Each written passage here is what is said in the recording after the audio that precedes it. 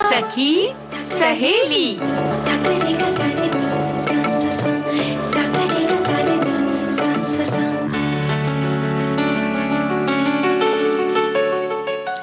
सभी सखियों सहेलियों को मंजू द्विवेदी और रेणु चतुर्वेदी का नमस्कार। रेणु जी, आज एक बड़ा ही खास दिन है, सशस्त्र सेना झंडा दिवस यानी कि आर्म्ड फोर्सेस फ्लैग डे, है ना? हाँ, तो ये तो हम लोग बचपन से इसके लिए एक गुल्लक लेके और पैसे इकट्ठे करते आ रहे हैं और बड़े फक्र से जब वो झंडा लगाते थे अपने स्कूल के यूनिफॉर्म पे तो बड़ा अच्छा लगता था ना कि यही ऐसा मौका लगता है कि हम सीधे सेना से जुड़ गए हैं। हाँ, है ना? बिल्कुल। और सेवा करने का भी एक मौका है कि हम क्या कर सकते हैं, तो ये एक छोटा सा योगदान हम दे सकते हैं, तो उस लिहाज से भी ये दिन महत्वपूर्ण है। तो प्रतिवर्ष हम 7 दिसंबर को ये दिन मनाते हैं। हाँ, लेकिन आज हम कार्यक्रम में और भी कुछ विषयों पर बातें करेंगे, जैसे कि रक्षा कवच जो है बहुत तरीके के हैं। तो हमारी सखियां समझ जाएंगी कि किस किस रक्षा कवच की हम बात कर रहे हैं, तो वो क्यों जरूरी है।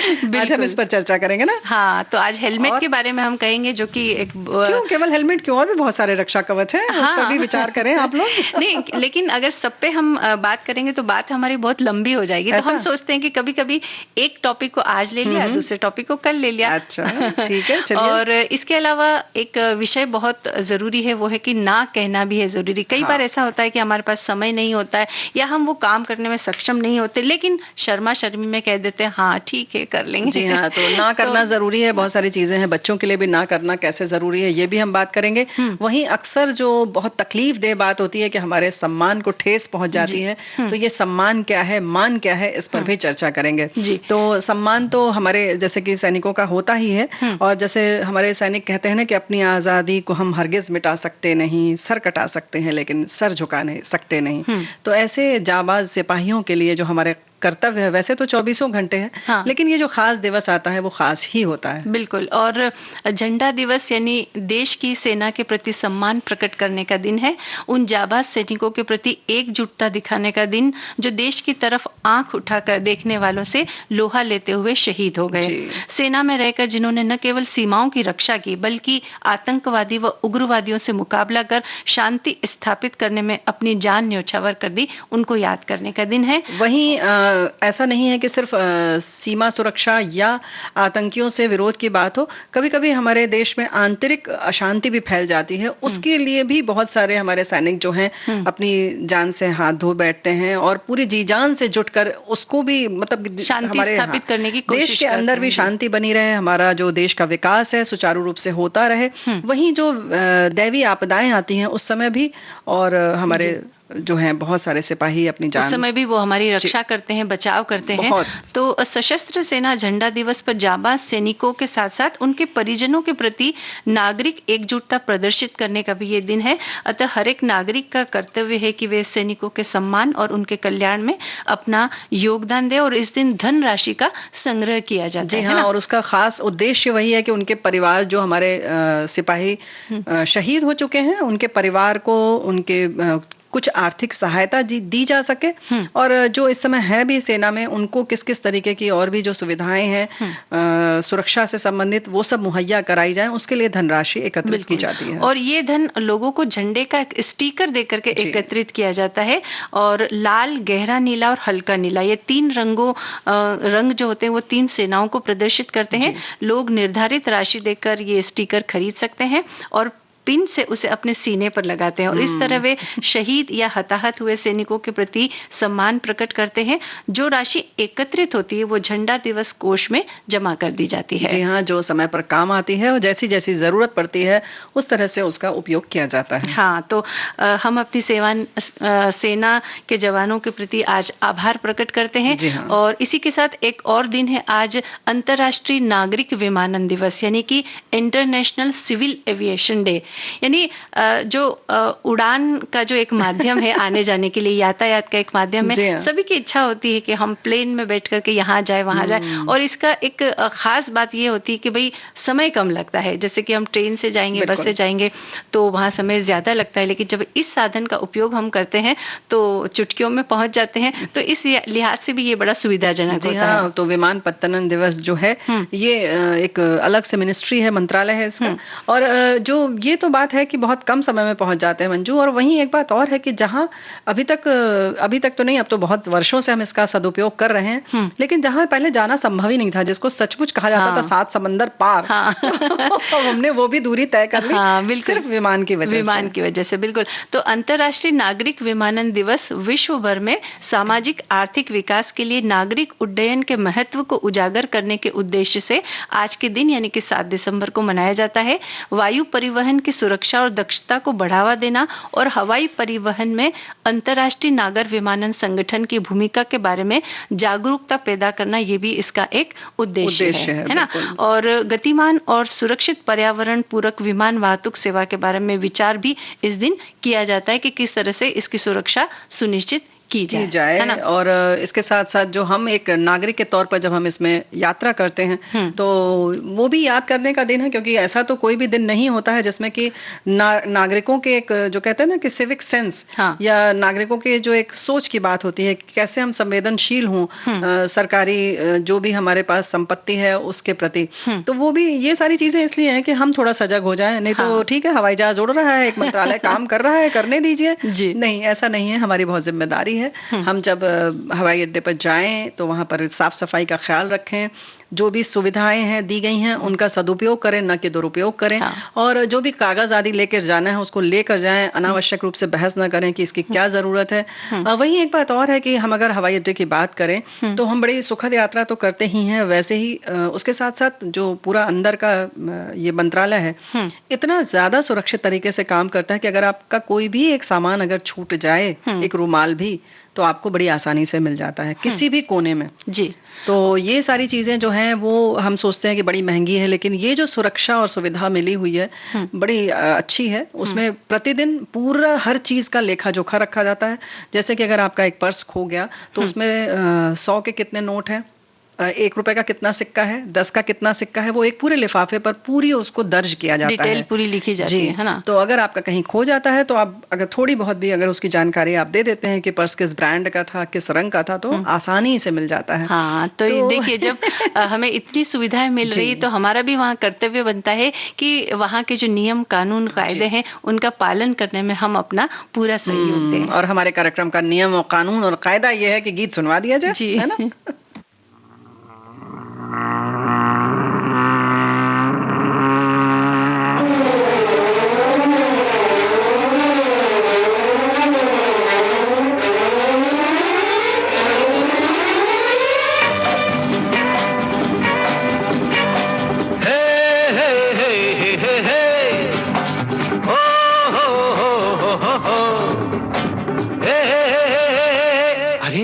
वही तो है प्यार के इस खेल में, दो दिलों के मेल में, प्यार के इस खेल में, दो दिलों के मेल में, तेरा पीछा ना मैं छोड़ूंगा सोनिए, पीछा ना मैं छोड़ूंगा सोनिए, भेज दे चाहे जेल में, प्यार के इस खेल में, दो दिलों के मेल में।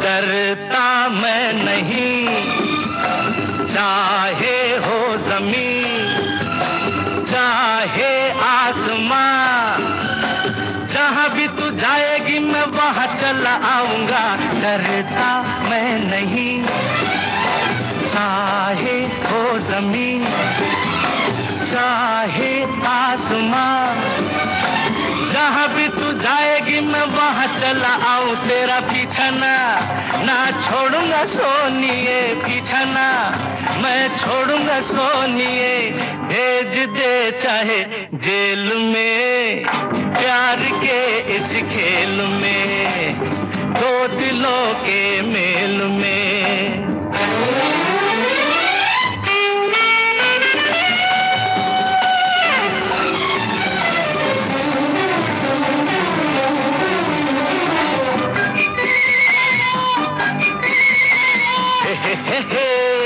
तारा रूरू जाने जिगर, दिन में तू अगर मुझसे ना मिली, सपनों में आके सारी रात जगाऊंगा।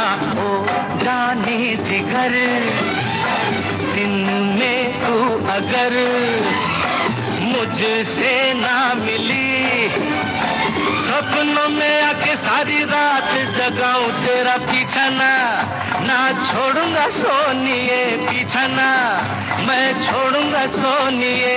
भेज दे चाहे जेल में, प्यार के इस खेल में, दो दिलों के मेल में।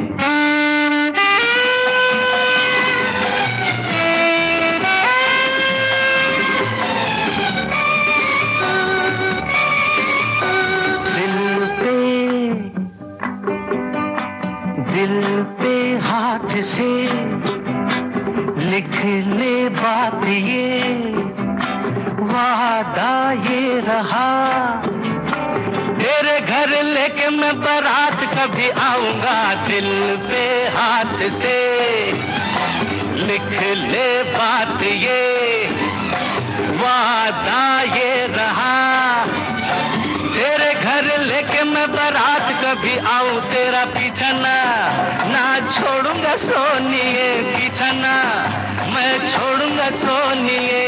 भेज दे चाहे जेल में, प्यार के इस खेल में, दो दिलों के मेल में। तेरा पीछा ना मैं छोड़ूंगा सोनिए, पीछा ना मैं छोड़ूंगा सोनिए। भेज दे चाहे जेल में, हाँ प्यार के इस खेल में, दो दिलों के मेल में। ला ला ला ला ला ला ला ला ला ला ला ला ला ला ला ला ला ला ला। भाई ये विमान उड्डयन की बात हुई तो तुमने तो बिल्कुल हवा में उड़ा दिया हम लोगों को। है बिल्कुल, हमारी कोशिश यही रहती कि जो हमारा विषय है उसी से संबंधित कोई गाना सुनवा दिया जाए तो श्रोता और भी ज्यादा खुश होते हैं। जी और हाँ, यानी कि पूरा माहौल जब बनता है तो उसका जो दरअसल जो मतलब होता है या उसका उद्देश्य है वो भी बखूबी समझ में आ जाता है कि भाई यूं ही सिर्फ वहाँ पर कलाबाजियां नहीं की जाती हैं, कभी जरूरत भी होती है जाने की, और उसके साथ साथ जो हमने बताया कि कहीं भी कुछ भी गुम हो जाए तो मिल जाता है, तो ये सारी व्यवस्थाएं हैं। तो इसीलिए ये गाना हमने सुनवाया। और अब जब हम सुरक्षा की बात करते हैं तो एक बहुत ही महत्वपूर्ण उपकरण है, वो है हेलमेट, है ना। कहा जाता है कि उपचार से बचाव श्रेष्ठ है, और बात जब स्वास्थ्य की होना रेणु जी, तो यकीनन ये बात और भी महत्वपूर्ण हो जाती है। और हमारी सुरक्षा करने वाला जो उपकरण है हेलमेट, अक्सर हम इसे मोटरसाइकिल या स्कूटर चलाते समय पहनते हैं, और वैसे तो यातायात के नियमों के मुताबिक इसे पहनना बहुत जरूरी है, लेकिन कभी कभी हम इस बात को बहुत मजाक में ले लेते हैं। जी हाँ, और हम ये तो हमें लगता है कि मंजू कहीं से बीमारी नहीं, बल्कि ये तो बिल्कुल सुरक्षा वाली बात है। हाँ। यानी कि जान का जोखिम हम उठाते हैं अगर नहीं लगाते हैं तो, है ना? हाँ, और नियमों के मुताबिक पहनना तो जरूरी है, लेकिन हम क्या करते हैं, कुछ ऐसे डिजाइनर हेलमेट उठा लाते हैं जो सुरक्षा के दृष्टिकोण से बिल्कुल भी ठीक नहीं होते। दिखने में तो वो हेलमेट है, लेकिन जब आप कभी कहीं गिर जाए या हेलमेट भी कहीं गिर जाए तो वो खुद ही चटक जाता है, तो वो आपकी रक्षा कैसे करेगा। और खासतौर से जब महिलाओं की बात करें तो वो जब बाहर जाती है तो भारी भरकम हेलमेट लगाना वो पसंद नहीं करती। कई बार तो उनकी कुछ हेयर स्टाइल होती है वो बिगड़ जाती है, या फिर ऐसा लगता है कि सिर पर इतना वजन ये हमसे सहन नहीं होगा। लेकिन ये सुरक्षा के दृष्टिकोण से बिल्कुल भी ठीक नहीं है। ऐसा इस बात को एकदम नेग्लेक्ट कर देना या इस बात के प्रति विचार नहीं करना। तो डिजाइनर हेलमेट पहनना की बजाय जो सुरक्षा के दृष्टिकोण से पैमाने पर बिल्कुल ठीक बैठता हो, ऐसा हेलमेट आप ले और पहने जरूर। जी हाँ, और आवश्यक जो सुरक्षा की दृष्टि की बात जो है ना, कि एक मानक होता है उसका कि कितने मोटा होगा और कितना मजबूत होगा, उस सब चीज की डेंसिटी होती है, घनत्व होता है, कि तभी वो टूटता नहीं है। अगर आप जब गिरते हैं, हम जब गिरते हैं सड़क पर या किसी और भी चीज से टकरा जाते हैं, किसी भारी चीज से, किसी लोहे के सामान से, या कभी पेड़ से टकरा जाता है सिर हमारा, तो अगर हेलमेट होता है तो वो हमें बचाता है। हाँ। ये यूं ही नहीं पहनने के लिए है कि आप गिरे और बस थोड़ी बहुत खरोच जो आती है उससे आप बचेंगे। ये टोपी जैसा नहीं है, बल्कि ये वाकई हेलमेट है आपकी सुरक्षा के लिए। तो आप समझिए कि जो हमारा सिर है जिसके अंदर मस्तिष्क है और जो बहुत महत्वपूर्ण है, पूरे शरीर के हमारे संचालन करता है, विचारों का और सब चीज जो हमारा, जो भी हम हाथ पैर भी हिलाते हैं वो सिर्फ मस्तिष्क की क्रियाशीलता की वजह से ही हिलाते हैं। तो वहां पर अगर जरा सा भी कुछ चोट हो जाए तो कितने हम अपाहिज से हो जाएंगे। बिल्कुल। तो ये जो मानक वाली बात है वो बहुत जरूरी है कि ISI मार्क का हो और जो उसमें खास चीजें हैं वो जरूर हो। उसमें बहुत सारी चीजें हैं कि बेहतर आता है और बेहतर आता है, उसमें पूरा मतलब हवा का आवागमन ठीक से रहता है, जो ठीक ठाक होते हैं। कुछ उसमें महंगे सस्ते थोड़े जरूर होते हैं, लेकिन फिर भी जो एक कम से कम न्यूनतम मानक जो है उसको आप जरूर माने, उसको पहने। हाँ, लेकिन लोग ये समझते हैं कि बस चालान नहीं कटना चाहिए, उतना ख्याल रखना है, तो बस थोड़ी देर के लिए जहां उन्हें लगता है कि कोई ट्रैफिक पुलिस होगा वहां पहन लेते हैं और बाकी जगहों पर वो सोचते हैं कि अब पहनने की कोई आवश्यकता नहीं। वैसे बड़े शहरों या महानगरों में तो ये अनिवार्य है, इसलिए लोग डर से पहन लेते हैं। लेकिन जब हम देखा है मैंने ये बात कि कहीं छोटी जगहों में जाते हैं वहां इस बात की तरफ बहुत गौर नहीं किया जाता है। कहने का मतलब ये है कि हम सिर्फ भय से पहनते हैं, वो भी केवल दंड के भय से, कि ऐसा तो नहीं कि पुलिस हमें 4 डंडे मार देगी या कुछ हमें पैसे देने पड़ेंगे। तो ये छोटा शहर हो या बड़ा शहर, बड़े शहर में भी उस इलाके में जहां पुलिस थोड़ा कम है वहां पर हम ढिलाई कर देते हैं। तो एक बात और है, जो ये हम बात कर रहे थे बाकी चीजों की, वो थोड़ा ये भी है कि जैसे हम एक फोन खरीदते हैं 40,000, बहुत महंगा अगर लिया तो, नहीं तो 10, 12, 15, 20, ठीक है, बहुत महंगा हो गया तो 1 लाख तक। उसके लिए हम कितनी सुरक्षा व्यवस्था करते हैं, है ना? और मस्तिष्क की कोई कीमत ही नहीं है। बिल्कुल। लेकिन जब हम गिर जाते हैं या अगर हमारी किस्मत बहुत ही खराब रही तो कभी एक्सीडेंट हो जाए, तो उस समय ये चीज जो है इस बात का हमें पता चलता है कि हमने जो हेलमेट पहना था उसकी वजह से हमारी कितनी सुरक्षा हो गई। क्योंकि चोट अगर सिर पर लगती है तो उससे जो नुकसान होता है, हाथ पैरों की रिपेयरिंग तो फिर भी थोड़ी बहुत हो जाती है, लेकिन सिर की रिपेयरिंग करना बहुत मुश्किल काम है और इसलिए सिर को किसी भी चोट से बचाना बहुत अनिवार्य होता है। क्योंकि सिर में जब चोट लगती है ना तो वो शरीर के किसी भी अंग को प्रभावित कर लेती है। ये जैसे हाथ पैर में चोट वाली बात अलग है, लेकिन अगर सिर की ऐसी जगह पे चोट लगी, ज्यादा दब गया कि हाथ पैर हिलना बंद हो सकता है। तो ये सारी चीजें बहुत महत्वपूर्ण है। बिल्कुल अपाहिज साहब ने जैसे कहा ना, या जानलेवा भी हो सकता है। और अक्सर लोगों को देखा है कि हेलमेट की वजह से बचे हैं लोग। तो मंजू ऐसा लगता है ना कि ये वैसे ही है जैसे कि हम रेलवे क्रॉसिंग है जैसे, और बंद है फाटक, फिर भी हम नीचे से झुक के निकल जाते हैं। तो सोचते हैं बच गए, कुछ तो नहीं हुआ। और जब हम नहीं लगाते हैं तो हमें लगता है कुछ भी नहीं हुआ। लेकिन ऐसा नहीं है। वो आप सोचिए जितनी बार आप गए आप असुरक्षित थे। बिल्कुल। और कुछ भी हो सकता है। बिल्कुल, किस्मत हमेशा हमारा साथ नहीं देती है। और चलाने वाले को तो हेलमेट लगाना ही चाहिए, लेकिन पीछे बैठे हुए व्यक्ति को भी अगर हो सके तो आप जरूर हेलमेट लगाएं। क्योंकि जब कभी अगर गाड़ी डगमगा गई, गिरते हैं, तो ऐसा तो नहीं है कि सिर्फ चलाने वाला व्यक्ति ही गिरता है, पीछे बैठने वाला व्यक्ति भी गिर सकता है। और अगर उसको नुकसान हुआ तो भी आपका ही उतना ही नुकसान होता है। इसलिए हेलमेट क्यों अनिवार्य है इस बात को समझे और अच्छी क्वालिटी का हेलमेट जरूर पहने। जी हाँ।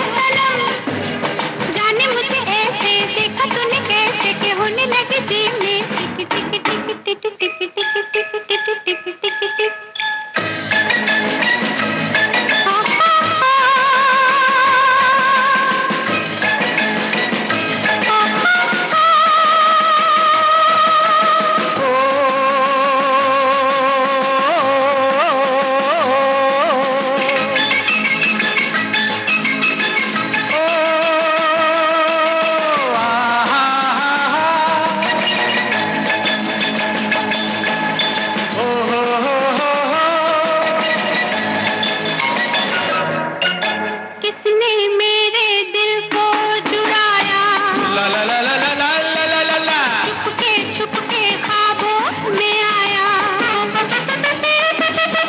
कुछ निशानी वो हंसी था, कौन था वो, मैं नहीं था, लेकिन मेरे होठों पे नाम है तेरा, तूने, हाँ हाँ तूने, तूने तूने ओ सनम, तूने, हाँ हाँ तूने, तूने तूने ओ सनम, जाने मुझे ऐसे देखा तूने कैसे के होने लगी दिल में टिक टिक टिक टिक टिक टिक टिक टिक टिक टिक टिक टिक।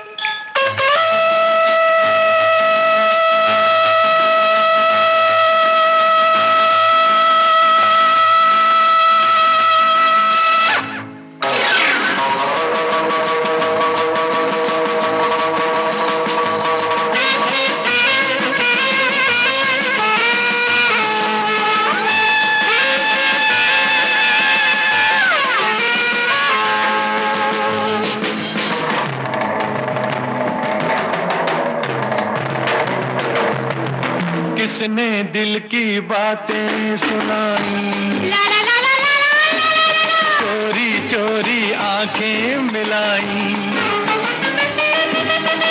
कुछ निशानी वो हंसी थी, कौन थी वो, मैं नहीं थी, लेकिन हो ना हो ये तो काम है तेरा, तूने, हाँ हाँ तूने, तूने तूने ओ सनम, तूने, हाँ हाँ तूने, तूने तूने ओ सनम, जाने मुझे ऐसे देखा तूने कैसे कि होने लगी जी में टिक टिक टिक टिक टिक टिक टिक टिक टिक टिक टिक टिक।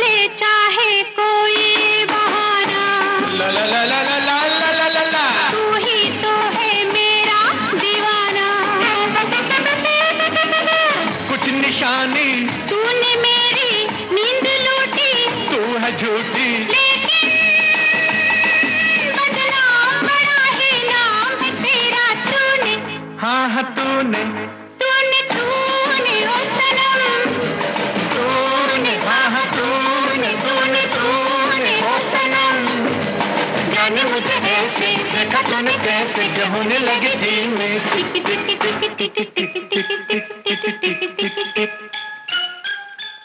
तो रेणु जी, घड़ी की टिक टिक के साथ दिल की टिक टिक भी चलती रहे, इसलिए जरूरी है सुरक्षा का पूरा ध्यान रखना, है ना? बिल्कुल सही बात है। और मस्तिष्क उसमें से सबसे ज्यादा महत्वपूर्ण है, क्योंकि विचारशील वही है और वही विचार करवाता है हमसे। हाँ, और कई बार हमें इस बात का भी विचार करना पड़ता है रेणु जी कि हम ये काम कर सकते हैं या नहीं, हमारे पास वक्त है या नहीं, हमारी काबिलियत है या नहीं, और तभी हमें किसी काम को हाँ या ना कहना चाहिए। यानी कि ये ना करने वाली बात पे कह रही हैं कि ना भी कहना चाहिए। बिल्कुल। कई बार ऐसा होता है कि हम शर्मा शर्मी में कह देते हैं हाँ ठीक है कर लेंगे, और इसके पीछे कई भाव होते हैं, जैसे कि हमारे मन में होता है कहीं ऐसा तो नहीं कि हम सामने वाले की उपेक्षा कर रहे हैं, कहीं ऐसा तो नहीं कि हम सामने वाले का अपमान कर रहे हैं। तो इन सब बातों के मद्देनजर हम कह तो देते हैं हाँ ठीक है कर लेंगे, लेकिन चूंकि समय का अभाव होता है या उतने कम समय में हमें कई और दूसरे काम भी निपटाने होते हैं, तो ऐसे समय पर बड़ी विनम्रता से ना कहना भी बहुत जरूरी होता है। लेकिन जैसे तुमने अभी ये कहा ना कि ऐसा तो नहीं कि सामने वाले के सम्मान को ठेस पहुंचे या उन्हें खराब लगे, ये कारण हो सकता है, लेकिन वहीं एक कारण और भी होता है कि आपका जो सम्मान एक बना हुआ है वो भी बना रहे। हाँ, कि तारीफ करें, अरे उसके मुंह पर, मंजू के मुंह पर तो ना है ही नहीं, आप किसी भी समय कोई भी काम कहिए हाँ, तो वो तैयार रहती है। तो ये जो हमारी आदत जो पड़ जाती है ना, ये एक अपनी प्रशंसा की बात कह लो, या यूं कह लो कि एक आपका इमेज बन जाती है, एक आपकी छवि बन जाती है समाज में कि ये बड़ी अच्छी हैं, इन्हें किसी भी समय इनसे मदद मांगो तो ये दिन रात हर समय तैयार रहती हैं। उस चक्कर में भी वो हम छवि अपनी बनाए रखने के लिए भी लालच में हाँ करते रहते हैं, कहते रहते हैं ना। हाँ, लेकिन जब समय के अभाव की वजह से, या फिर हमारी भी तो कुछ यानी हमारे काम करने की भी सीमा रेखा होती है, तो जब हम उन कामों को पूरा नहीं कर पाते हैं तो वो उसी तरह से हो जाता है जैसे हमने ना कहा, भले ही हमने हाँ कहा हो लेकिन कर तो हम नहीं पाए, तो वो ना ही हो जाती है एक तरह से, तब हमारी छवि बिगड़ने की संभावना रहती है। और तो एक बात और है, छवि बिगड़े या बने, लेकिन आपका शरीर अगर नहीं आपको गवारा दे रहा है, गवाही दे रहा है कि ये आप करें, या उसके मतलब उसकी तुलना में अगर आपका कुछ नुकसान हो रहा है, कुछ और सेहत का ही या समय का या आपके किसी खुद के काम का, तो आप उसको तौलें जरा सा। कहीं ऐसा तो नहीं कि आपके बच्चे को पढ़ाने का समय था और आपने कह दिया कि नहीं हम तुम सहेली के संग बाजार जाना था तो हम चले गए, नहीं, ऐसा मत करिए। आप देखिए कि क्या छोड़ के आप वो काम कर रही हैं, क्योंकि जैसे तुमने कहा ना कि हमारा हो सकता है कि आपका शरीर न गवाही दे, तो एक ठीक है, हम जब तक 30 साल तक के थे हमने बहुत काम किया, सबके साथ बाजार भी गए, ये भी कर लिया, वो भी कर लिया, घर का भी काम एकदम सही तरीके से कर लिया, नहीं, एक समय के बाद फिर धीरे धीरे हमारी क्षमताओं में कमी होती है, तो ऐसा तो नहीं कि वो समय आ गया है जी, है ना? हाँ, और ना कहना भी जरूरी है और ना सुनने के लिए भी हमें तैयार रहना चाहिए रेणु जी। कई बार क्या होता है कि हम दूसरे से अपेक्षा रखते हैं कि ये हमारा ये काम जरूर कर देला, लेकिन कभी कभी अगर वो नहीं कर पाता या ना कह देता है तो हम बड़े नाराज हो जाते हैं। तो जब ना कहने की अगर हम आदत डालते हैं तो ना सुनने की आदत भी हमें डालना चाहिए, और ये इस बात को स्वीकार है कि हाँ वाकई में सामने वाले के पास समय नहीं था या वो ये काम को करने में सक्षम नहीं था, इसलिए उसने ना कह दिया, तो कोई बात नहीं, ठीक है, हमें इसे दूसरे तरीके से करना है और हम करेंगे। बिल्कुल। और ये जो ना वाली बात है कि हम हो सकता है कि उसके पास कोई मजबूरी रही हो या कोई जरूरत रही हो, ये सोचने वाली बात है। और दूसरा एक बात और है कि आपका दूसरे के ऊपर कितना हक है, आप क्यों नाराज हो रहे हैं? आप सिर्फ कहने के हकदार हैं, मांगने के हकदार हैं, देना नहीं देना, चाहे वो समय हो चाहे मदद हो, देना नहीं देना तो उसके हाथ में है, ये उसका हक है, तो आप उसके हक में नहीं घुस सकते। उसके हक पर आपका कोई अख्तियार नहीं है, बिल्कुल, है ना? और ना कहने का ये भी मतलब नहीं कि आप बहुत तोड़ फोड़ करते हुए ना कह दें, ऐसा भी ना नहीं कहना है, बिल्कुल विनम्रता से कहें, या शब्दों का चयन भी कुछ ऐसा रहे कि आप अपनी मजबूरी बताते हुए ना कह सकते हैं, और साथ ही साथ आपकी भाषा में भी विनम्रता होनी चाहिए कि भाई देखिए ये वजह है, ऐसी बात है, इसलिए मैं ये नहीं कर पाऊंगा, माफी चाहता हूँ या माफी चाहती हूँ, प्लीज आप खुद कर लीजिए इस काम को। तो इस तरह से ना कहते समय भी आप बहुत अन्यथा ना लें, और अगर आपको कोई ना कह रहा है तो भी आप अन्यथा ना लें। इसके साथ साथ एक बात और हम जोड़ना चाहते हैं मंजू, की अक्सर आजकल हो रहा है ज्यादातर कि ये तो हो गई आस पड़ोस या अपने दोस्तों तक की बात, लेकिन वही बात आती है जब घर में अपने बच्चों के साथ। तो बच्चों को पता नहीं क्या हो गया है, हमने जो जो नहीं किया था सब दे दो बच्चों को। ये एक जो भावना मन में आती जा रही है और लोगों में बढ़ती ही जा रही है, क्योंकि बहुत ऐश्वर्य और सुख भोगी से हो रहे हैं, बहुत सारी भौतिक संपन्नता हमने ले रखी है और चाह रहे हैं कि सब कुछ इस जन्म में भोग कर जाएं। और बच्चों को दे दें, बच्चों को ज्यादातर दे दें, क्योंकि हमने थोड़ा सा कम पाया था तो बच्चों को दे दें। तो बच्चों को देने के चक्कर में ना तो बच्चों को सुनना ही गंवारा नहीं है और हमें अब कहना भी गंवारा नहीं है। लेकिन माता पिता को ये बात जरूर सोचनी चाहिए कि ये जो हम जितना ज्यादा बच्चों को दे रहे हैं, ये हम बच्चे की भलाई नहीं कर रहे हैं बल्कि बच्चों का नुकसान कर रहे हैं, क्योंकि इतना पाने की चाह और इतना जब मिल रहा होता है तो वो खुद कुछ भी करना अब जरूरी नहीं समझते, क्योंकि ऑटोमेटिक सारी चीजें मांगने से पहले ही मिल रही है, तो उनमें एक श्रम करने की जो प्रवृत्ति है वो कम होती जा रही है। दूसरा, किसी चीज को पाने के लिए क्या क्या जतन हम कर सकते हैं, उसके लिए क्या हमें सोचना है, वो हमारी सोचने की क्षमता भी कम हो रही है। यानी कि जो चीज उन्हें मिल जा रही है उसकी वो कीमत नहीं समझते हैं,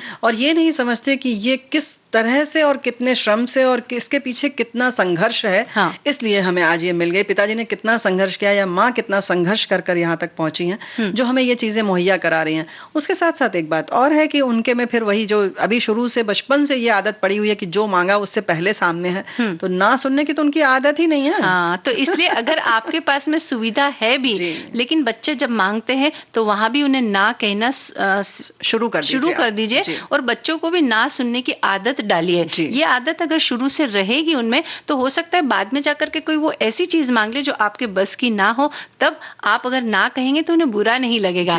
लेकिन आप पहली बार जब उन्हें ना कहेंगे तो उन्हें बहुत बुरा लगता है कि अरे अभी तक सारी चीजें मिल रही थी, अब कैसे ना कह दिया, और इस तरह से घर के अंदर बड़ा बखेड़ा खड़ा होता है। हाँ, लेकिन बाद में जो अपने ये बड़े होने के बाद की जो बात है ना मंजू, वहीं पर ये सिर्फ परिवार की बात नहीं है, बाद में जो समाज में भी उनको ना सुनने की जब आदत नहीं रहती है, तो जैसे आजकल बराबर हम कह रहे हैं कि युवा बहुत मतलब आक्रोश में आ गए हैं, बहुत क्रोधित होते हैं, ज्यादा मतलब उत्तेजना में रहते हैं, वो इसी वजह से रहते हैं क्योंकि उन्हें घर में तो बचपन से ना सुनने की आदत नहीं है, और जब सारे बच्चों में वही आदत है तो वहां पर बहुत ज्यादा मतलब टकराव की स्थिति आ जाती है, झगड़ा हो जाता है। और जो छोटी छोटी बातों पर आजकल जो कहते हैं ना कि जानलेवा हमला लोग करने लगते हैं, या बिल्कुल दुश्मन बन जाते हैं, जानी दुश्मन बन जाते हैं, जान लेने तक की सोच लेते हैं, या नहीं तो खुद अपनी जान दे देते हैं। ये सारी चीज की शुरुआत कहीं ना कहीं ये ना करने की वजह से होती है ना। तो हम ये कहेंगे कि भाई आप ना कहना जरूर सीखिए और ना सुनना भी सीखिए, है ना।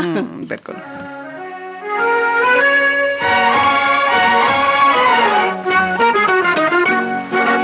ना करते प्यार तुम्हीं से कर बैठे, ना करते प्यार तुम्हीं से कर बैठे, करना था इनकार मगर इकरार तुम्हीं से कर बैठे, ना करते प्यार तुम्हीं से कर बैठे, ना करते प्यार तुम्हीं से कर बैठे।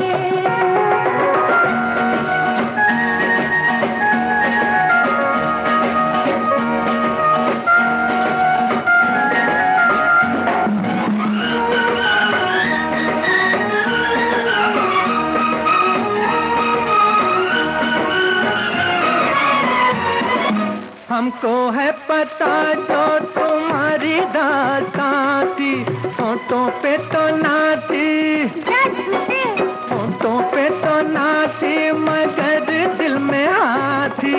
कोई दिल न देगा अनाड़ी अनजान को, हमने दे दिया है तो मानो एहसान को, हम भूले एक बार कि आंखें चार तुम्हीं से कर बैठे, ना करते प्यार तुम्हीं से कर बैठे, करना था इनकार मगर इकरार तुम्हीं से कर बैठे, ना करते प्यार तुम्हीं से कर बैठे।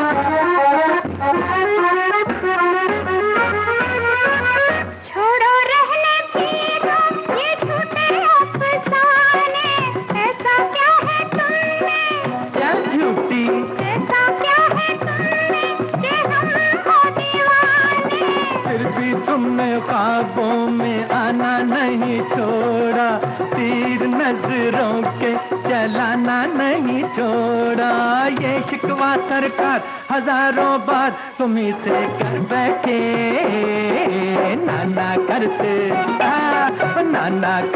प्यार तुम्हीं से कर बैठे, करना था इनकार मगर इकरार तुम्हीं से कर बैठे, ना करते प्यार तुम्हीं से कर बैठे, ना करते प्यार तुम्हीं से कर बैठे।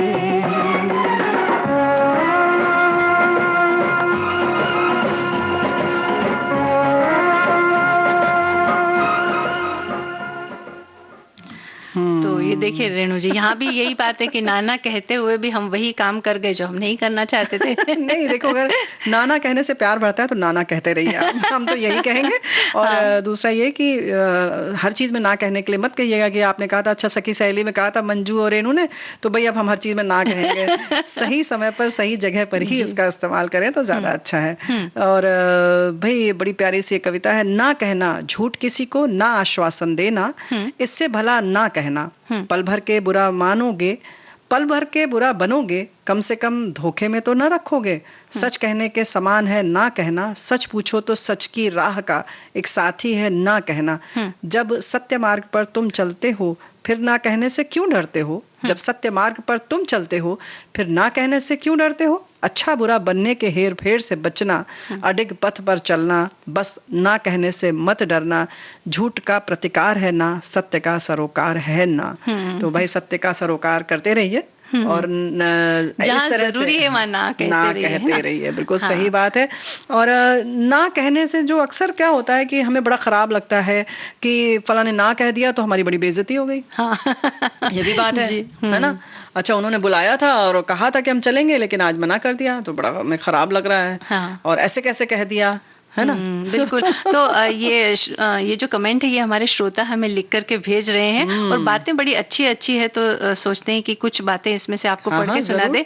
एक श्रोता लिखते हैं कि हम ना इसलिए भी नहीं कर पाते कि किसी का दिल नहीं दुखे, पर लोगों का क्या कहना, मतलब निकल गया तो बस है वो, वहाँ किसी को भी फिर इमोशनल रिलीज कर पाते हैं, यानी मतलब इमोशनल ब्लैकमेल करते हैं वो कि बड़े प्यार से उनसे कह दो काम करवा लो, जैसे ही काम निकल गया तो बस छुट्टी, फिर देखते भी नहीं है। और इसके अलावा एक और श्रोता ने हमें ये लिखा है कि ना कह पाने के कारण मुझे कई बार खुद को और मेरे परिवार को भी कष्ट देकर भी लोगों का काम वो भी बिना उसके रियलाइजेशन के करना पड़ा है। मैंने एक बुक देखी थी, सिर्फ देखी, हाउ टू से नो, क्योंकि मुझे मालूम था पढ़ के भी मैं मना नहीं कर पाऊंगी, इसलिए नहीं पढ़ी। मैंने देखा लोग कितने आराम से मना कर देते हैं। हम अनाड़ी ही रह गए और ये एक आर्ट है जो हम नहीं सीख पाए। नहीं, यहाँ पर बंजू हम थोड़ा सा ये कहेंगे इनसे कि देखिए ऐसा नहीं है कि ना कहना एक आर्ट है।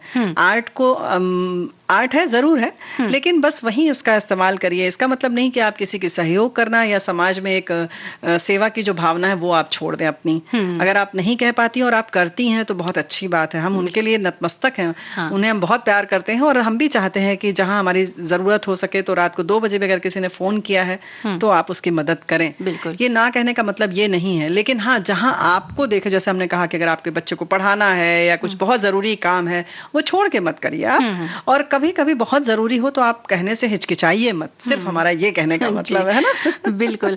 और अब हम जो हमने कहा था कि हम अपनी सखियों से मान सम्मान के विषय में भी बात करेंगे, तो सबसे पहले एक जो कमेंट है वो हम पढ़ देते हैं। हमारे श्रोता लिखते हैं कि मान सम्मान, जो करे दूसरे का मान, क्यों न करे जग उसका सम्मान। परवाह दूसरों की जो करता, जीवन में प्रेम का संदेश जो दिया करता, वो नर नारायण कहलाता।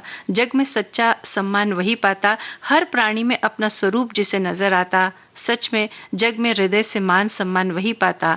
ये हमारे श्रोता लिखते हैं। क्या बात है। ये बात तो बिल्कुल है कि सब में अगर हम देखेंगे अपना स्वरूप, तो जाहिर है कि हम वो काम नहीं करेंगे जो स्वयं नहीं पसंद है। और वैसे भी वही कहते हैं ना कि आप दूसरों से वही व्यवहार करें जो आप स्वयं से चाहते हैं दूसरों से। तो बिल्कुल बात वही आ जाती है। अगर आप, जाहिर है कि आप खुद चाहते हैं कि आपका हर जगह सम्मान हो, तो जाहिर है कि आप भी सम्मान करेंगे। बिल्कुल। कहते हैं कि मान देने से मान मिलता है। और जब बात परिवार की, सबसे पहले परिवार की बात से ही हम शुरू करते हैं कि बड़े बुजुर्ग हमारे घर में होते हैं, तो सबसे पहले तो हमें उन्हें मान देना बहुत जरूरी, क्योंकि छोटे बच्चे वही सीखेंगे जो हम करते आए हैं। और जिस वृद्धावस्था की जिस सीढ़ी पर आज हमारे बुजुर्ग खड़े हुए हैं, कल वहीं पर हम भी खड़े होंगे और हमारे बच्चों ने जो देखा है वही करेंगे। तो हम ये चाहते हैं कि जैसे हमें मान सम्मान मिले, तो सबसे पहले हमें उन्हें सम्मान देना होगा। बिल्कुल सही बात है। लेकिन अगर हम कार्यालय की बात करें या कहीं और, सामान्य तौर पर जैसे अक्सर होता है कि हमारी बेइज्जती हो गई, फला जगह गए और लोगों ने हमें नमस्ते नहीं किया या बच्चों ने हमें देखा तक नहीं, चाय के लिए भी नहीं पूछा। अरे क्या बात। सबसे बड़ा अपमान तो वही होता है कि हम कहीं जाए, अरे हम गए तो चाय के लिए भी नहीं पूछा। अगर चाय अगर आ गई तो केवल चाय रखा, बिस्किट तक नहीं रखा। अब देखिए कैसे होता। अच्छा गए थे तो फला के संग तो सामने उन्होंने पकौड़ी बना के रखी थी, हमारे संग सामने सिर्फ रेडीमेड नाश्ता रख दिया। तो ऐसी कई वजह हो सकती है जो हम सोच करके बैठे रहते हैं कि ये बातें जो होती है ये अपमान कहलाएंगी, है ना। लेकिन एक बात समझ में नहीं आती, ये मान और सम्मान की जो हम बात करते हैं, मान की बात करते हैं, अपमान की बात करते हैं, इसकी परिभाषा जो है निर्धारित करना वाकई बड़ा मुश्किल है। कभी जरा गौर कीजिए, हर एक के लिए अलग होती है, हर के लिए अलग होती है, हमारे अपने लिए कुछ और होती है, दूसरे के साथ जब हम वही व्यवहार करते हैं तो हमें लगता है नहीं हमने ठीक किया था, बिल्कुल कोई हमने अपमान नहीं किया था, हमारे मन में ऐसा कुछ नहीं था, और हम तरह तरह की गवाहियां देते रहते हैं, सफाई पेश करते रहते हैं। लेकिन अक्सर जो हम समाज की और कार्यालय की हम बात जो करना चाह रहे हैं उसमें क्या होता है कि हम जो नहीं हैं वो जब हम सोच लेते हैं कि हम ये हैं, और उसके हिसाब से उसका सम्मान बचाने के लिए और उस पद की गरिमा बनाए रखने के लिए हम जी जान लगा देते हैं, और उसमें थोड़ी सी भी कमी आती है तो हमें लगता है कि हमारा अपमान हो गया। हाँ, यानी मान सम्मान कितना सामने वाले को देना चाहिए वो हम खुद तय करते हैं। और जैसे कि अगर हम मान लीजिए कि हम एक अच्छे प्रोफेसर पद पर हैं, प्रोफेसर है मान लीजिए, तो हमें लगेगा कि नहीं पूरी कक्षा के बच्चों को हमारे सामने खड़े होना चाहिए अगर हम जब कक्षा में प्रवेश करें, या नहीं तो कम से कम उन्हें अभिवादन करना चाहिए हमारा, गुड मॉर्निंग, गुड आफ्टरनून या नमस्ते सर, कुछ तो बोलना चाहिए। अगर उन्होंने नहीं किया तो हमारा अपमान हो जाता है। तो मतलब अब आप हमारी सखियां और हमारे श्रोता बताएंगे कि क्या ये सच में अपमान है या सम्मान है? देखिए क्या है जी, जैसा कि आपने कहा कि कोई बड़े पद पर है कोई व्यक्ति, या स्कूल के टीचर हैं या कॉलेज के कोई प्रोफेसर हैं, तो हालांकि वो बड़े होते हैं तो छोटों को उनके सामने नतमस्तक होना चाहिए, या फिर गुड मॉर्निंग, गुड इवनिंग करना चाहिए, नमस्ते करना चाहिए, ये तो जरूरी है। लेकिन अगर सामने वाला ये नहीं कर रहा है तो आप उन्हें नादान समझकर छोड़ दीजिए। इसी में बड़े व्यक्ति का बड़प्पन झलकता है कि छोटा अगर नादानी कर रहा है, अगर आप उन बातों को लेकर के बैठ जाएं, या फिर जोर जबरदस्ती के बल पर अगर आप ये चाहते हैं कि मैं सम्मान हासिल कर लूं, तो वो सम्मान कोई सम्मान नहीं होता है, या उसकी कोई वैल्यू भी नहीं होती है, वो डर होता है। हाँ, तो इसके लिए हम कुछ ऐसा करें कि सामने वाला हमें सम्मान देने पर मजबूर हो जाए, तो वाकई में कमाया हुआ वो सम्मान कहलाता है। लेकिन फिर एक बात और है कि ये हो गया, चलिए जो आपको मिल रहा है आपके व्यवहार से आप बहुत अच्छे हैं, आपने सच में बहुत सम्मान कमाया है, लेकिन फिर भी आज अचानक आप गए और आपको वो सम्मान नहीं मिला, तो आप अपमानित महसूस करते हैं। लेकिन जो हमने कहा कि जो हम नहीं हैं, जैसे कि हम प्रोफेसर बन गए, या हम डॉक्टर बन गए, या हम बड़े कुछ भी चिकित्सक हैं बहुत बड़े, या हम बहुत उच्च पद पर हैं, आप वो नहीं है। लेकिन पहले तो आप ये समझिए कि आप वो नहीं है। आपका जो भी नाम है, अगर आपका नाम अवतार सिंह है तो आप अवतार सिंह हैं। आप वो नहीं है, न तो शिक्षक हैं, आपको ये जिम्मेदारी दी गई है कि आप इतने दिन लोगों को शिक्षा दें। पहले आप वो व्यक्ति हैं। पहले आप व्यक्ति हैं, और उसके बाद पद है। पद नहीं है, पद तो आपको नहीं दिया गया, आपको वो जिम्मेदारी दी गई है, ना कि वो सम्मान सूचक वो पद है। आपको वो जिम्मेदारी दी गई, वो आपका कर्तव्य है, तो आप अपने कर्तव्य का सिर्फ निर्वहन करिए, और जाहिर है कि एक सीमा के बाद आपका वो कर्तव्य जब समाप्त हो जाएगा तो आप उस पद से हट जाएंगे, पदच्युत हो जाएंगे, तब आप क्या फिर वही अवतार सिंह रह जाएंगे। तो बेहतर है कि आप अपने आप को याद रखें कि आप क्या हैं, और जो जिम्मेदारी मिली है उसको आप अपने से ज्यादा बड़ा न समझकर उसके प्रति सम्मान की अपेक्षा न रखें लोगों से, और उम्मीद न रखें, क्योंकि तकलीफ वही होती है जब हम उम्मीद रखते हैं या आशा करते हैं, है ना। लेकिन रेणु जी, ये तो समझ की बात है, ज्यादातर जगहों पर या ज्यादातर लोगों के साथ ऐसा होता है कि वो थोड़े से भी बड़े पद पर चले जाते हैं तो वो ये समझने लगते हैं कि मेरे पास इतना पावर है, इतना पैसा है, और सामने वाले को मेरे सामने झुकना ही चाहिए। अगर वो ऐसा नहीं करता है तो वाकई में उनका जो एक अहम है वो कहीं ना कहीं चोट खाता है, और जब अहम चोट खाता है तो वो सामने वाले के साथ बुरा व्यवहार करने पर आमादा हो जाता है, और सोचता है कि किस तरह से मैं इसको नुकसान पहुंचाऊं ताकि मेरे अहम की पूर्ति हो सके। बहुत छोटी सी बात, बिल्कुल सही कह रही हो मंजू, अभी याद आ रही है कि जैसे कि एक पैडल रिक्शा पर हम चलें या ऑटो रिक्शा पे, किसी पे भी हम उतने में ही मान लेते हैं कि हम चूंकि इसको पैसा दे रहे हैं तो हम इससे बड़े हो गए और इसको हमसे सम्मान से बात करनी चाहिए। हाँ, बिल्कुल। कितनी छोटी सी ये बात है, क्या कभी हमने सोचा कैसे हो गए हम बड़े? कैसे हो गए? वो मेहनत कर रहा है, आप उसको उसका मेहनताना दे रही हैं। आप पैसे नहीं दे रही हैं उसको। बिल्कुल। तो हम कहाँ से बड़े हो गए?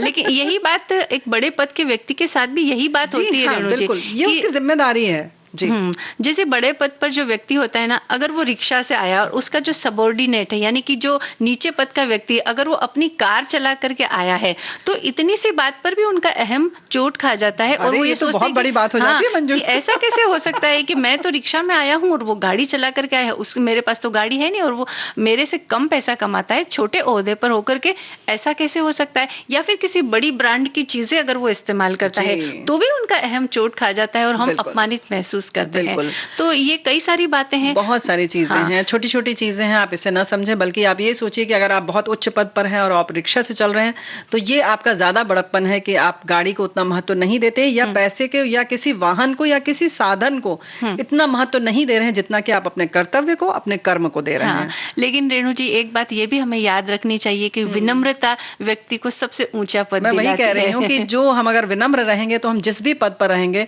वो अपने आप में सम्माननीय हो जाएगा। तो हम यही उम्मीद करते हैं दोस्तों कि आप इस बात पर थोड़ा सा गौर करेंगे और इस बात को अपने समाज में आसपास ध्यान रखेंगे तो एक बड़ा अच्छा सा वातावरण बन जाएगा जी, है ना।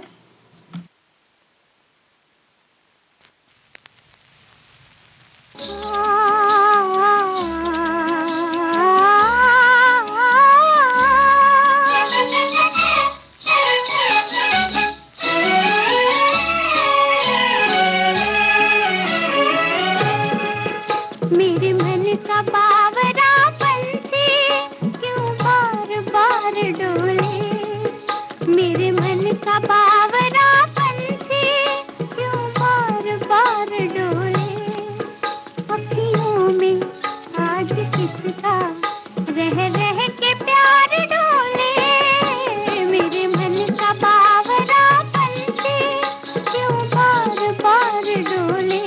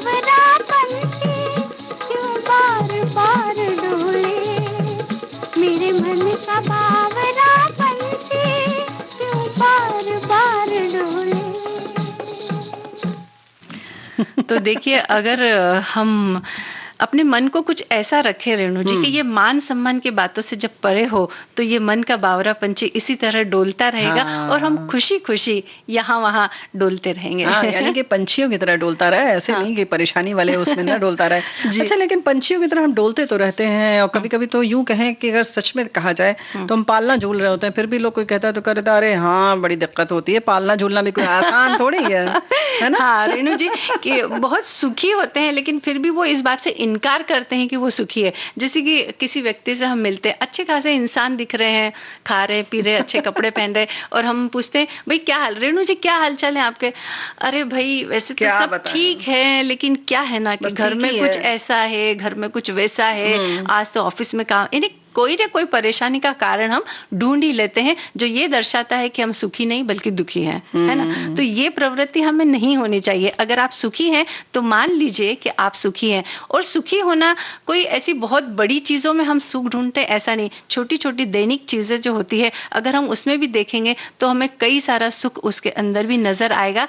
बस आपको उन सुखों के प्रति शुक्रगुजार होना चाहिए। ईश्वर को धन्यवाद देना बहुत जरूरी है। ऐसा है ना कि कुछ लोग तो जैसा कि केवल खिचड़ी भी बनाते हैं तो सोचते हैं बड़ा मुश्किल है, अरे दाल धोया साफ किया, फिर चावल धोया साफ किया, तब खिचड़ी बनाई, अरे पूछो मत कितना बड़ा काम है, फिर नमक डाला, हल्दी डाली, फिर छौंक लगाई।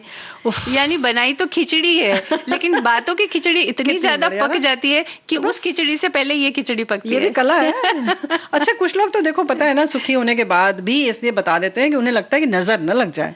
ऐसा नहीं है कि वो मानते हैं कि वो सुखी हैं लेकिन फिर भी सोचते हैं कि समाज में यही बताओ नहीं तो लोग सोचेंगे कि नजर लग जाएगी। लेकिन ये ऐसा बड़ा मुश्किल है मंजू, क्योंकि चेहरे से खुशी दिख रही है, आपका सुख छलकता है, दिखता है, तो आप उसको न दबाएं। तो सुखी और दुखी रहना रेणु जी ये हमारे मन की एक कला है, या यूं समझे दिल से समझने की एक कला है। बातें बहुत छोटी होती है कि जैसे हम ऑफिस जाते हैं लेकिन कोई व्यक्ति, घर का व्यक्ति जो फोन करके पूछता है अच्छा आप ठीक से पहुंच गए ना ऑफिस, अब आप समय पर आ रहे हैं ना ऑफिस, या हम जब घर जाते हैं तो वो हमारा इंतजार करते हुए मिलते हैं। क्या ये सुख का क्षण नहीं है? ऐसा है ना।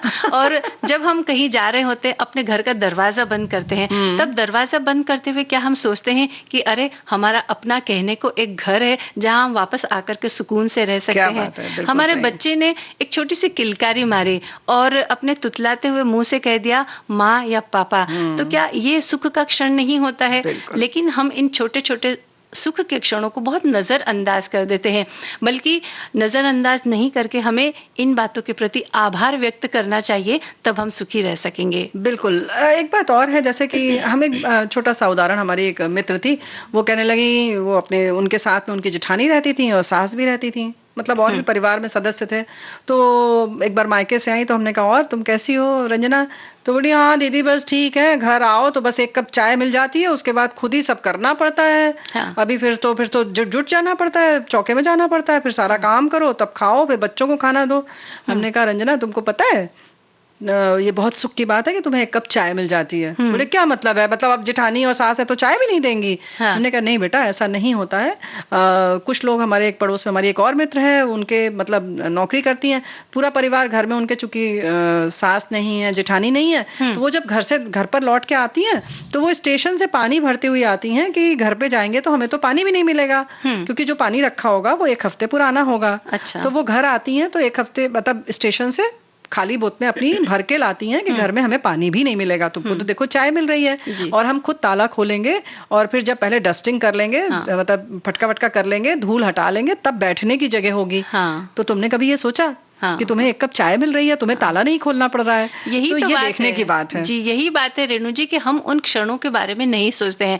अगर आप दिन भर के ऐसे छोटे छोटे क्षणों की फहरिस्त बनाएंगे तो ये फहरिस्त बहुत लंबी होगी, और जब आप सोचेंगे उन क्षणों के बारे में कि हाँ ये इस तरह के पल कितने लोगों को नसीब होते हैं, तो उन लोगों की तरफ नजर डालिए जिनको ये क्षण भी नसीब नहीं होते हैं। अगर आप ये बात सोचेंगे तब आपको पता चलेगा कि आप कितने सुखी हैं। या वो जो आपको एक कप चाय मिली थी वो कितनी महत्वपूर्ण थी। उस चाय के अंदर के अदरक का जो स्वाद है ना, उसको अगर आप याद कर लेंगे तो सोचेंगे अरे हम कितने खुशनसीब हैं, है ना? क्योंकि जो लोग घर में ताला खोलते हैं अक्सर वो जब आटा देखते हैं तो उसमें कीड़े पड़े होते हैं, क्योंकि हो सकता है कि बारिश का मौसम हो तो एक हफ्ते बाद उसमें कीड़ा पड़ जाए, तो आपको पता नहीं और क्या क्या मिलेगा। तो ऐसे लोगों की आपने समस्या तो कभी देखी ही नहीं, आपको अपनी ही समस्या बहुत बड़ी लग रही है। वैसे ही एक बात और है मंजू की, अगर हम अपनी जिंदगी को देखें तो अगर बैठे बैठे अगर हमें आकलन करें तो हमें लगेगा हमसे ज्यादा दुखी कोई नहीं है। लेकिन वहीं अगर आप उसका अच्छा पहलू अगर आप देखना शुरू कर देंगी तो आपको लगेगा कि हमसे ज्यादा सुखी कोई नहीं है। तो ये आपके ही देखने का नजरिया है बस। और हमेशा हमें यही लगता है कि मैं दुखी हूँ और सामने वाला सुखी है। वो तो बहुत बड़ा दर्द है पेट का। उनकी छोटी छोटी बातों में हमें सुख नजर आता है और हमारी बड़ी बड़ी बातों में भी हमें दुख नजर आता है। तो सुख और दुख ये वाकई में अगर देखा जाए तो केवल हमारे मन के सोचने के तरीके पर निर्भर करता है कि हम किसे सुख कहते हैं और किसे दुख कहते हैं। और हमेशा किसी बड़े सुख की चाह में रहते हैं और उसी चाह में हम इन छोटे छोटे सुखों को भोगना भूल जाते हैं। इसलिए याद करें उन छोटे छोटे लम्हों को, छोटे छोटे क्षणों को, और देखिए आपका जीवन सुख से भर जाएगा। जी हाँ।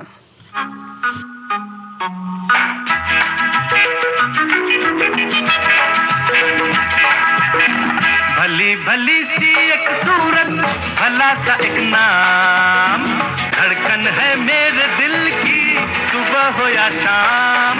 भली भली सी एक सूरत, भला सा एक नाम, धड़कन है मेरे दिल की सुबह हो या शाम। कौन है वो दिलरुबा, अरे कहो ना हमसे जरा। ओए लो ना ना ना ना, ओए ओए ओए तुम हो ओ दिलरुबा। भली भली सी एक सूरत, भला सा एक नाम, धड़कन है मेरे दिल की सुबह हो या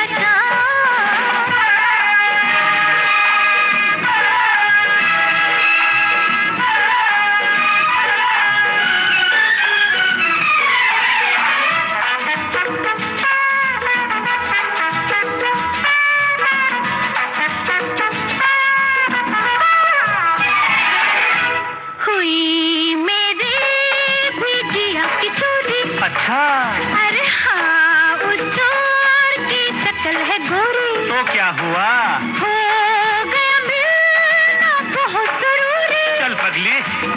फिर सुनो तो आगे हमारी दिल की मजबूरी। तो वो जो मेरे करीब आया, ओहो मेरे तन पे पड़ा जो साया। फिर क्या हुआ? यूं समझो ना गले लगाया। ची ची ची। तब से सोती हूँ जागती हूँ लेके उसका नाम। कौन है वो दिलरुबा, कहो ना हमसे जरा। ओए ओए ओए लो, ला ला ला ला, ओए ओए ओए आउच, तुम हो वो दिलरुबा। भली भली सी एक सूरत, भला सा एक नाम, धड़कन है मेरे दिल की सुबह हो या शाम।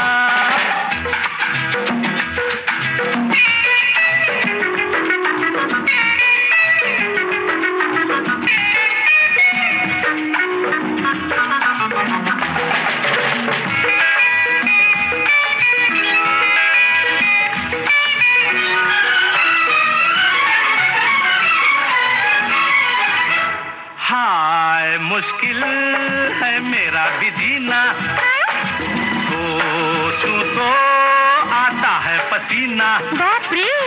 कल मैंने देखी अजब हसीना, प्यार में उसके धड़के मेरा दिल, जलता है सीना धक धक धक। बात वो आई बड़ी अदा से, बोली क्यों खफा खफा से। हाय मर जाऊं। हम भी थे एक नजर के प्यासे, क्यों नहीं। दिल पे उसने जो हाथ रखा आ गया आराम। कौन है वो दिलरुबा, कहो ना हमसे जरा। ओए लो ना ना ना ना,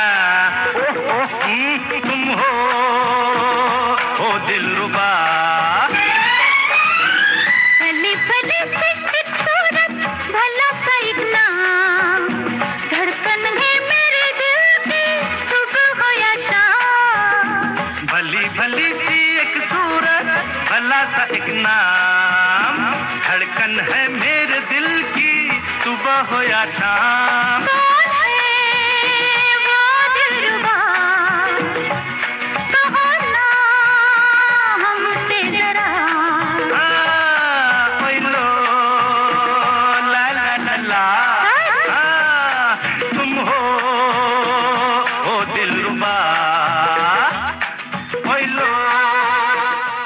भला भला सा एक गाना भी हमने सुन लिया, भली सी बातें की और उसके बाद भला सा गाना सुन लिया। तो आज का ये जो कार्यक्रम है सखी सहेली अब समाप्त करने की इजाजत दीजिए। आप सभी को मंजू द्विवेदी और रेणु चतुर्वेदी का नमस्कार।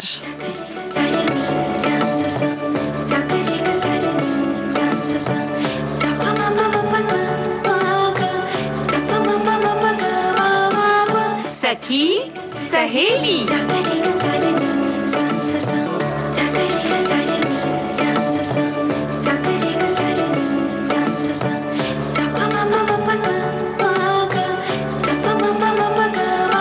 सखी सहेली।